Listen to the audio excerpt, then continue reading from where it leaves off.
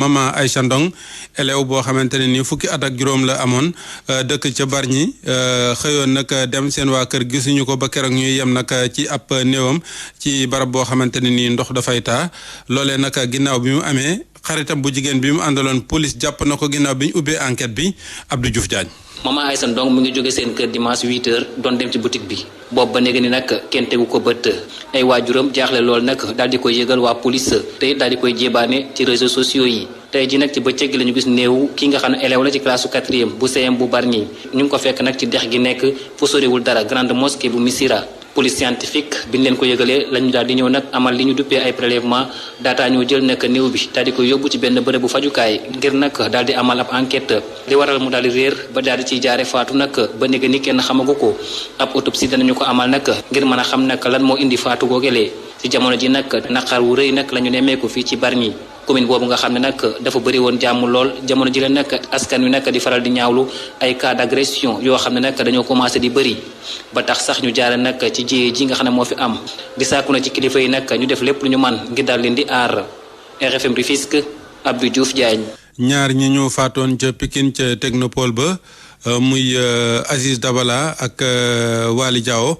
loolu nag gannaaw bi mu amee nag daj ji la ñu woolu woon ñi nga xam ne ñoom la ñu ci ñaaw njortu ñu wuy ji woon nag ca tribunal bu Ndakaaru waaye nag procureur da leen a bàyyi ñu delluwaat fa nga xam ni moom mooy commissariat bi leen jàpp ca tribunal départemental bu Pikine la ñu leen doon wooloo tey jii nag ngir waroon leen faa déglu ginnaaw retour de parquet bi waaye terewul daal mbooloo mu baree baree takk woon ko foofee nag bëggoon a xam li xew lu mu ak nu mu xewee Salamata Ousmane Diallo. bu demee ba 18h daal di teg ay simili ci la ñu daal di dugal ci woto police ñi nga xam ne ñoom la ñu jàpp ni ñoo laale ci faatuk Aziz Dabala ak Boubacar Gano retour de parquet la ñu daal di am. juróom benn nit yi nga xamante ne si nii dañu jàpp ni ñoom ñoo bokk ci faatuk Aziz Dabala te ñoom ñooñee kii di Nabou Leye ak Mamadou Lamine Diawo ñu gën koo xam ci Modou Lo daal di ciy bokk commissariat central bu Ndakaaru foofee la ñu daal di fanaan gannaaw benn ay bés nag ba dik doon amal ak l'enquête bi ñoom ñooñee nag ci talaata gi lañ leen jébbaloon ki nga xamante ne si ni moom moo di procureur bi ñuy ñëw nag ci tribunal ba ni ki talaata gi ci suba gi nag ak fourgonnette bu BIP moom de moo leen daal di wàccee ci biir tribunal ba yóbbu leen ca cave tribunal départemental bu Pikine Guédiawaye feesoon dell ak doomu aadama yi nga xam ni doon ñëwoon seetaan si bileeg mbir kenn ku ci nekk nag di wax ci li nga xamante ni si ni moom moo di mbir mi rawatina nag ñii di njege ñaale ak xarit kii di Aziz Dabala ñenn ci ñoom tàmbale nañu sax nag di wanek seen ku mer ndaw si jigéen ji moom la muy ñaan lenn rek la mooy Nabou Leye moom na fexe rek ba mu bokk ci ñi nga xamante ni si nii laale nañu ci faatu Aziz Dabala bi. dañuy fen Aziz du manqué di julli waxtu Nabou Leye bu defee li day bett sénégalais yi ñëpp ñun ñëpp lay bett. niki àllarba gi nag dinañ leen delloo si waatal ki nga xamante ni si ni moom moo di procureur juróom-ñaareelu nit bi nga xamante ni si nag jàppoon nañ ni moom it dafa daal di laale ci mbir mi waajuram bu góor moom moo ko daal di yóbbul waa dikk ci talaata ji jamono jo nga xamante ni si ni juróom benn ya ca des ñu nga woon ca tribunal bu Pikine bu Guédiawaye Salamata Ousmane Diallo Pikine rajo Futurs Médias. ci faatu ci kaw courant bi poto ya nekk ca Touba waa Senelec nee na bokkuñu ci seen i agent wala ci seen i prestataire warut woon a àgg foofee mu àgg nag ba loolee di ko fa dal ñoom di leeral yi nga xam ni indi nañ ko ci ñoom waa Senelec juróomi minute gannaaw juróom-ñeenti waxtu. ak RFM kumpa jeex na. Diomaye Faye newoon na ci màggal gi bi mu demee ci sëñ bi ndox mi dina ñëw. waaye nag leeral yi mooy yi tukkee ci premier ministre bi Ousmane Sonko mu ni ca fleuve ca lac de Guiers ba lay jógee ñëw ba Touba bu ko defee jafe-jafe yi saafarawu lac de Guiers bi nag Sénégal dong moomu ko ba lu ko neex mu def ci ba tax nag ñi ñu ko seqal itam nee na waxtaan na ci ak ñoom ku ci mel ni militaire bi këf nguur gi ca Mali ba mu fa demee bu yàggul wax na ko nee na bu dee day aaja nag Sénégal yónnee fa ay militaire ngir kaaraange gi mën a fat des na ko def ñu teewlu Ousmane Sonko ci conseil interministériel bi mu doon amal tey ci suba. dañu war a xam ni ndox moomu nag mooy yéegaat ba lac de Guiers te lac de Guiers boobu tey mooy tax waa Ndakaaru mën a naan ndox. waaye ci programme bi ñu bëgg a def muy grand transfert d'eau bi mooy may ndox Touba ak yeneen ak yeneen. kon loolu lu ñu war a sàmmanteel la. ñu ngi ciy dox liñ ci war a def ministre des forces armées waxtaan na ci ak naataango man mii bi ma demee keroog Mali. wax naa ci ak président de la transition ak équipe am bi mu nekkal ak premier ministre bi parce que pour mu sotti il faut ñu jël matuwaay ci côté Sénégal waaye ñoom it côté Mali il faut ñu jël ay matuwaay dem nañ ba yegg ci sax ministre des forces armées proposé ni su dee ñoom dañoo am jafe-jafe ndax xam nañ dafa xew te ñu ngi leen koy masawu ñun ñu nangul ñu suñuy soldaar mun a dem ci boor boobu seen côté ñoom pour assurer sécurité bi. Cheikh Tidiane Dièye nga woon ca ndaje ma waaye dañ ko upp ba benn journaliste privé mënut a jot ci moom ndax journaliste yi liggéeyal gouvernement bi rek lañ waxoon ne mën nañ leen a bàyyi ñu daal di dugg moom nag li tax ñu koy ñàkk moo tax Thierno Alassane Sall bëgg nag procureur de la République daal di ciy wax mooy la xew ca ONAS ak lu tax mu ni marché yi nañ ko jox Vicas ak Delta loolu mu ni du fi guleet ndax Lassana Gagny Sakho mii leen fekk bañ tabb ko moom itam noonee la fa daan doxale ñoom waa République des valeurs parti bi mu jiite communiqué lañ ci bind ni procureur nag bu dee lu leer la bëgg ak lu bañ a lor askan wi lii war na koo leeral Omar Mbow. Mafia au cœur du système de l'assainissement di ab bind bi ñu bind mu rëy lool ci bile communiqué bu République des valeurs bi nga xamante ni gudd na lool bile parti bi nga xamante ni Thierno Alassane Sall moo ko jiite nag daal dina samp ñaari laaj lu tax office national de l'assainissement du Sénégal ONAS ak Cheikh Tidiane Dièye matt ba mu dëgër nekkoon Vicas ak Delta la ñuy daal di jox marché bi. li nu mel nekk laaj bu njëkk bi ñaareel bi nag mooy li mu jàpp ne jotoon na am ci atum 2020 ci jamono ji nga xamante ni Lassana Gagny Sakho nekk njiitu conseil d'administration bu APIX jamono ji nekkoon foofee ca bopp ONAS mu nekk ay mbir yu lëndëm lool bi ñu sukkandikoo ci bile communiqué tax nag mu ne war nañ ko leeral bu baax a baax bile communiqué nag daal di convoqué article 77 du code des marchés publics bi nga xamante ni dafa wax ne marché public dañ koy jox ginnaaw ab waxtaan ak it autorité bi daal di engagé wu directement ak benn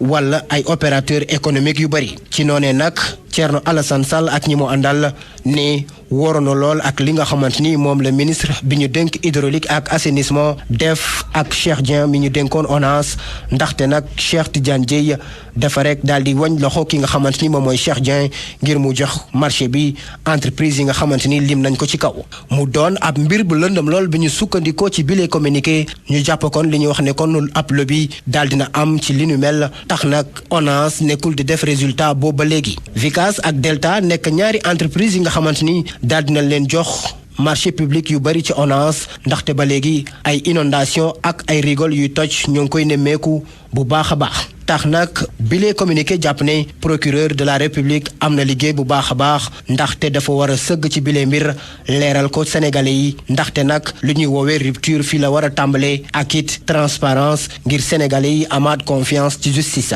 Thierno Alassane Sall ak parti am bi di République des valeurs fàttaliwaat ne am nañu confiance bu baax a baax ak suñu yoon di justice tax nag jamono ji communiqué bi di xamle ne déposé nañu ab plainte contre X ca table procureur de la République depuis le 21 août bi ñu gën ngir lépp leer.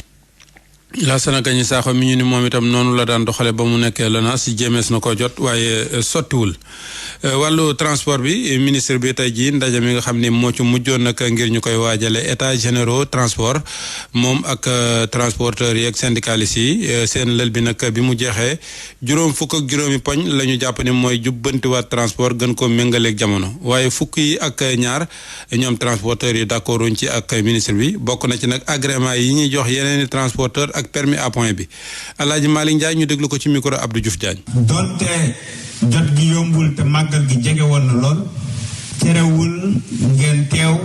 teewal te loolu lañ doon sàkku ba tax na ma jàpp ne ci états généraux yi ñu dëj ma bu ñu fa yeggee Sénégal dina tëb jéego bu am solo waaye bëgguma mu am weneen tëb yi mu koy xaar bi yoon dama bëgg bu ñu tëbee rek yegg incha allah rabbi moo tax ñu waajalee ko ni ngeen ko gisee njëkk cee waxtaan ci suñuy bureau ginnaaw bi ñu jëlee orientation autorité yi waxtaan ci ak banqaasu état bi wëlbatiku waxtaan ci ak banqaasu état bi waaye ak ñi seq secteur yi muy loo xam ne day tax bu ñu yeggee ci états généraux yi am naa yaakaar ni la ñu fay sàkku dinañu ko am te su boobaa daanaka du am point de désaccord comme ni ma ko waxee jàppewuma ko ne ay points yu ñu jubóowul la waaye ay points yu ñu war a gën a xóotal la ngir gën ko ñoom. président regroupement transporteur bu Ndar moom nag ma nga woon gendarmerie gannaaw plainte boo xam ne nag waa macha allah transport ñoo ko plaintoon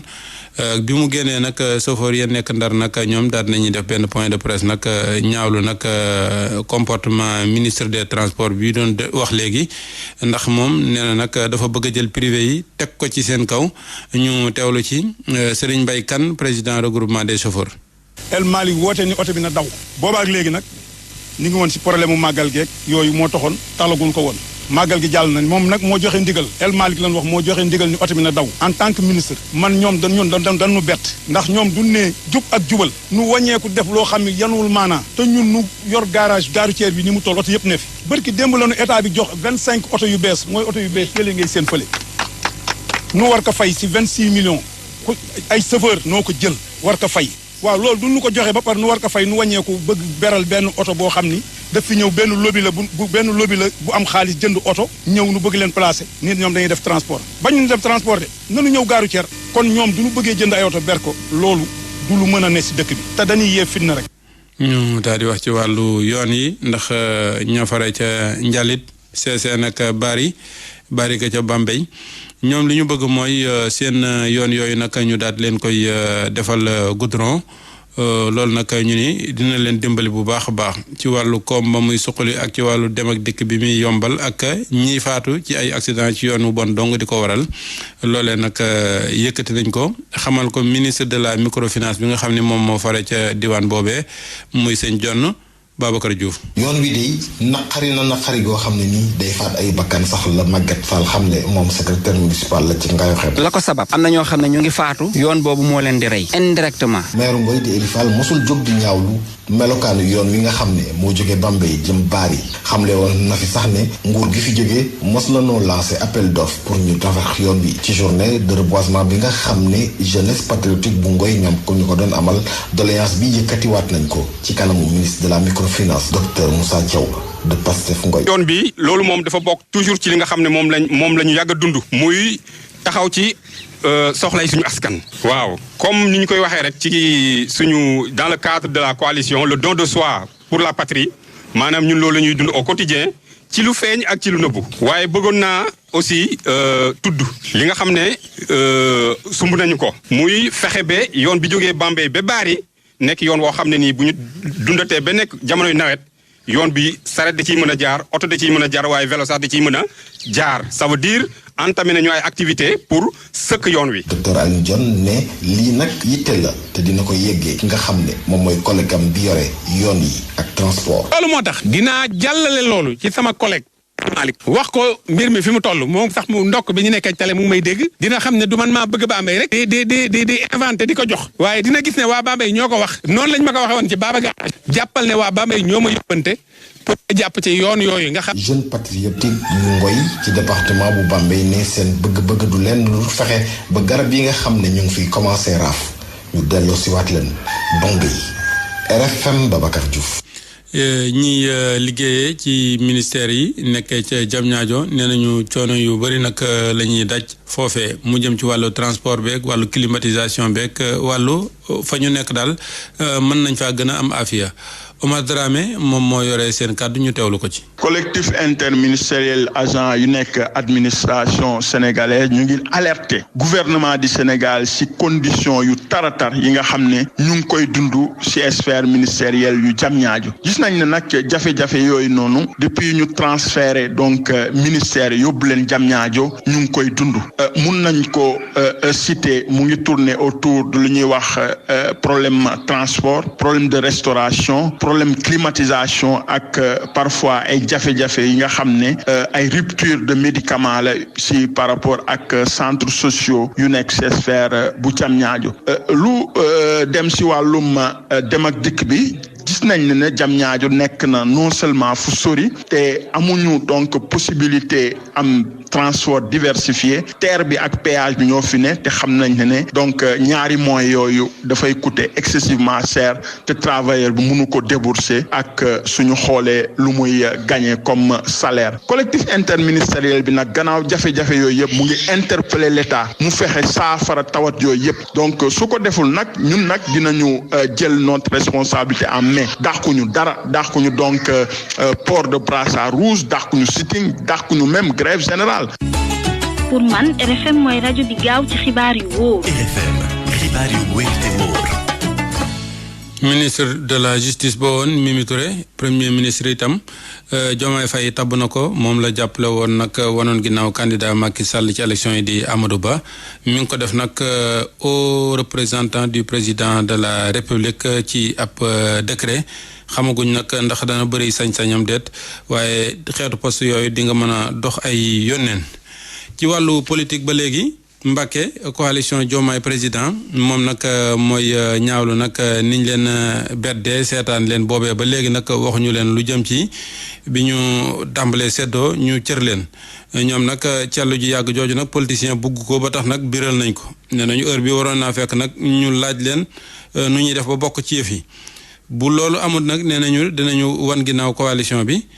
ci élection yi nga xam ne ci moom la ñu jëm di élection législative yi Pape Mbaye Diaw. juróomi weer gannaaw ba nga xamante ni jot nañ ci nguur gi coalition Diomaye président bu Mbacké nag di wone li nga xamante ni metti na ko ci ñi nga xam ne ñoom lañ àndaloon ba nu falu ñoom nag nee nañ ñi nga xam ne ñoo ŋànk nguur gi danoo fàtte Mbacké ak seen i jafe-jafe docteur Mamadou Mbodj moo yor seen kàddu. yi nga xam ne moom lañ war a opérer muy buy ñëw du jaar Mbacké di ko teggi parce que bu doon jaar Mbacké dina tax waa Mbacké mën see profité wax seen i problème wax seen doléance mais dañuy ñëw day jël autorité bi teggi dem Touba daal di fay jógee ñëwaat bu ko defee duñu rencontré benn responsable lu Mbacké mais ñëpp ñu doon xeex injustice ci Mbacké mais dañuy leen di alerter pour li taxoon nit ñi fal leen muy jubbanti ñu nekk. leneen li nga xamante ni nag metti na leen coalition bi amul benn animation. coordonné parti wala ngay coordonné coalition également dangaa war di def ay animation politique. bi élection yi jàllee ba tey coalition bi def na bilan bi matul parce que ki yoon xaalis bi ñëwul bu fekkee dañuy liggéey ci dëgg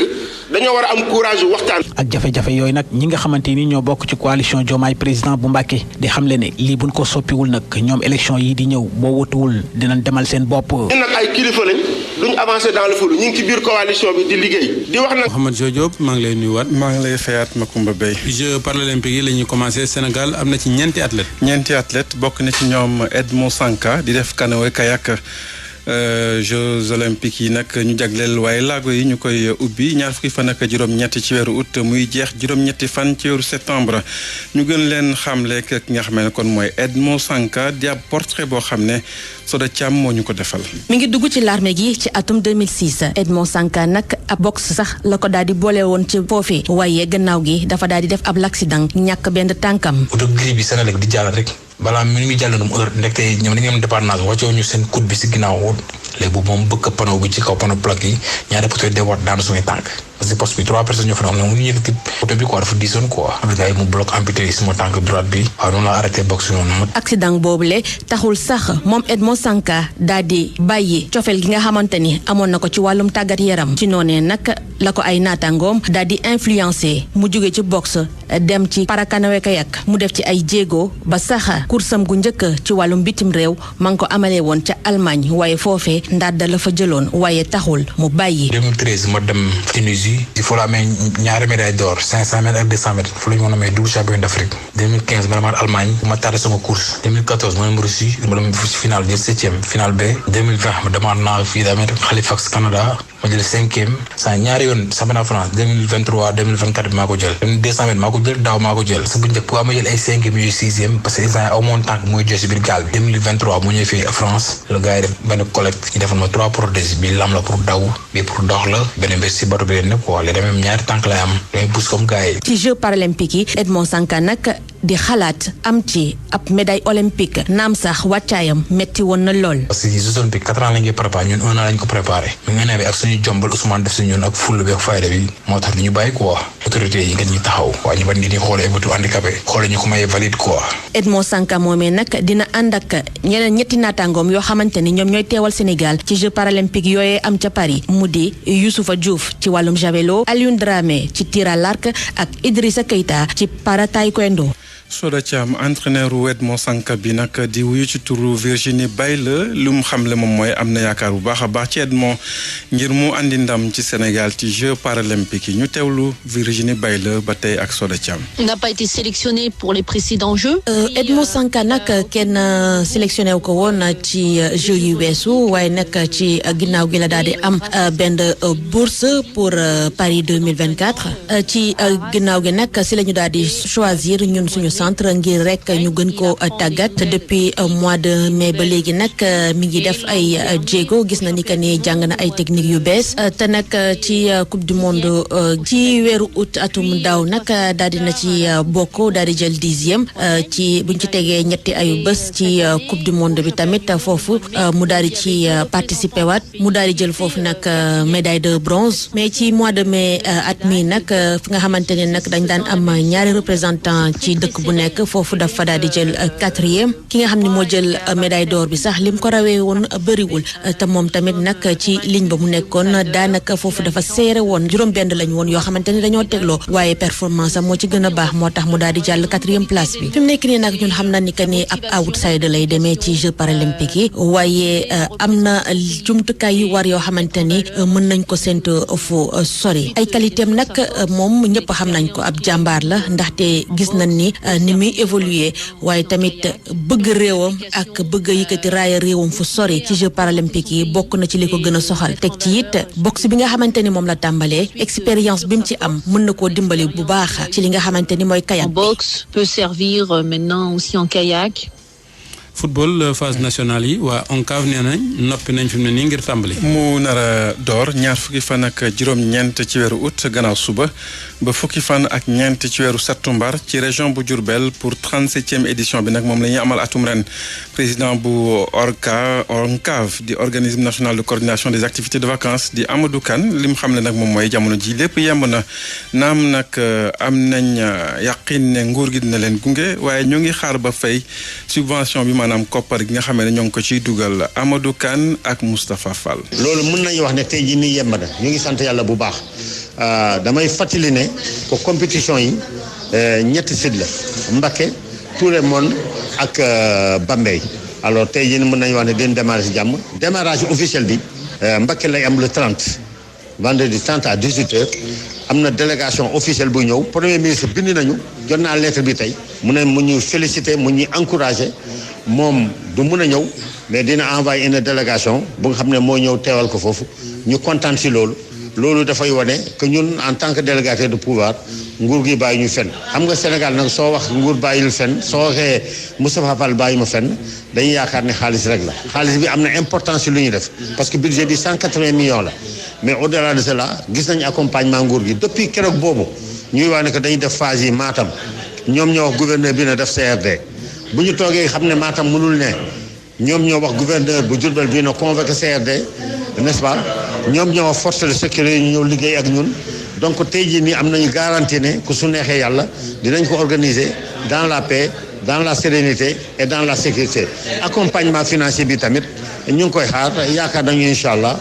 lu nga xam ne daanoon am dina am incha allah yàlla nañ yàlla may fekkee. Amadou Kane di président bu ONCAV ñu fàttali ne kon trophée bi di trophée ONCAV ASC Mbulaan bu Diourbel moom moo ko téye jamono ji moom mi daanoon niki daw ca Kaffrine ASC Walidane bu Thiès ca stade El Hadj Babacar Gaye nekkoon ñu des kon bi tey ci wàllu football bi ak résultat yi bitim réew. ñu tàmbale ko ca Arabie Saoudite ak deuxième journée bu Saudi Pro League Al Fayha ak Al Nasr bu Sadio Mané ñoom ñoo fekki kon waa Al Fayha doon leen ñeenti bal ci benn Sadio Mané mu ngi woon titulaire def na sax ab passe décisive ngir ñu dugal Al Fateh ak Al Ahli bu Edouard Mendy ñoom Edouard nag dañoo fekki Al Fateh ñu dóor leen benn bal ci dara ci Angleterre la ñuy xuus jëmale ak League Cup bi daanaka mooy seen coupe de la Ligue Everton ak Doncaster ñetti bal ci dara Iliman Ndiaye dugal ñetteelu but bu Everton gannaaw bu ñu jongante 74 minutes muy but boo xam ñëpp nee nañ dafa rafet ñu xuus jëm ca fi nga xam ne kon moom mooy Espagne ak ñetteelu bëccëg bi ci Liga bi kon Mallorca ak Séville 0 bi partout jamono ji Rayo Vallecano ak FC Barcelone moo jiitoogum ñaari bal ci benn ñoo ngi ci njeexitalu match bi ndax ñoo ngi jongante temps additionnel bi Ligue des champions bu Europe lañ koy jeexale ak barrage retour yi Galatasaray dañ ko éliminé ndax Young Boys de Berne moo ko dóor ci match retour bi benn bal ci dara Sparta Prague nag moom qualifié na gannaaw bi nga xamee ne moo daan Malmö bu Suède ñaari bal ci dara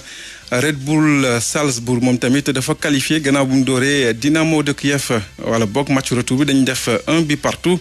waaye autrichien yi di waa Red Bull Salzbourg ñoom ñoo qualifié ci poule yu Ligue des champions bu Europe Makumba Pay